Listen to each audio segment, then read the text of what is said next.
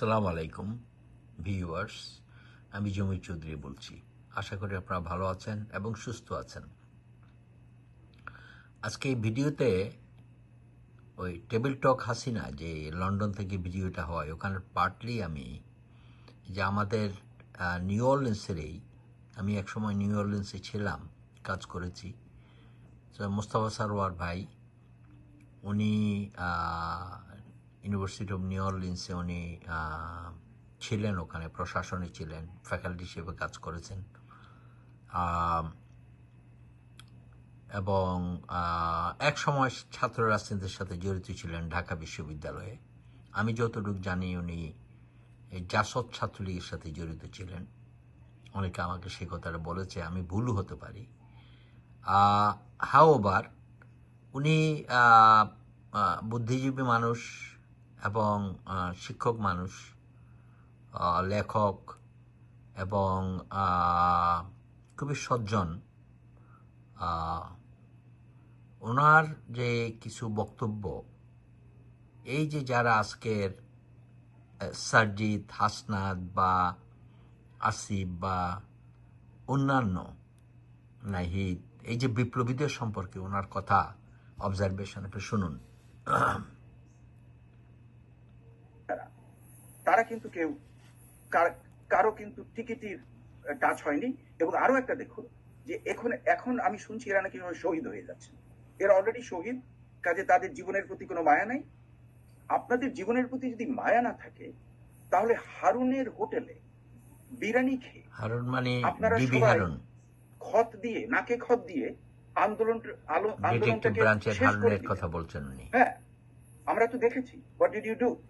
ওখানে আপনারা একটা যে ইসের সই দিয়েছিলেন, আপনারা নাকি সব বিশাল বিশাল বিপ্লবী, আপনাদের নাকি জীবনের কোনো মায়া নেই, আপনারা নাকি অলরেডি শহীদ হয়ে গেছেন।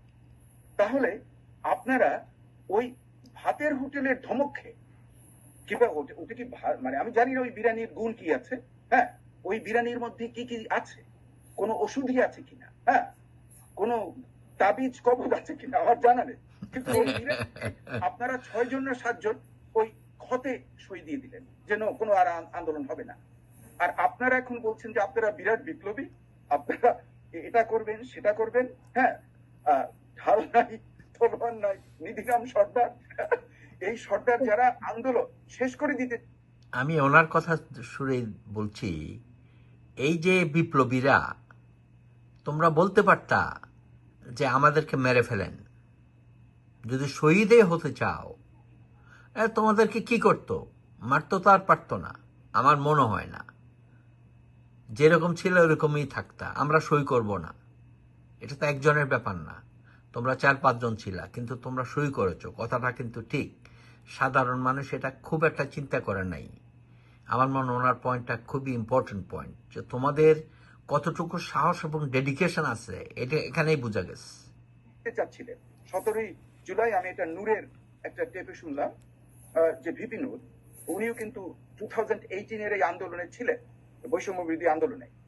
উনি বলছেন যে এরা নাকি 17ই জুলাই পর থেকে এদের কোনো ভূমিকা ছিল। আমি তো এগুলো ছিলাম না ওখানে, আমি বলতে পারবো না, কিন্তু নূর যেহেতু ওখানে ছিল এবং নূর যে অনেক শাস্তি ভোগ করেছে এবং অনেক টর্চার খেয়েছে, কাজে আমি তার কথাটাকে একদম উড়িয়ে দেওয়ার চেষ্টা করব না। কাজে আমার যেন মনে হচ্ছে যে বাংলাদেশের বর্তমান পরিস্থিতিতে একটা হযবরল শুরু হয়েছে এবং এটা মানে মানে আমি যা দেখলাম যে ব্যর্থতা, মানে একটা অন্তর্বর্তী সরকারের যে ব্যর্থতা কত প্রকার এবং কি হতে পারে, সেটা আমরা এখন দেখতে পাচ্ছি। খুবই দুঃখিত। ধন্যবাদ।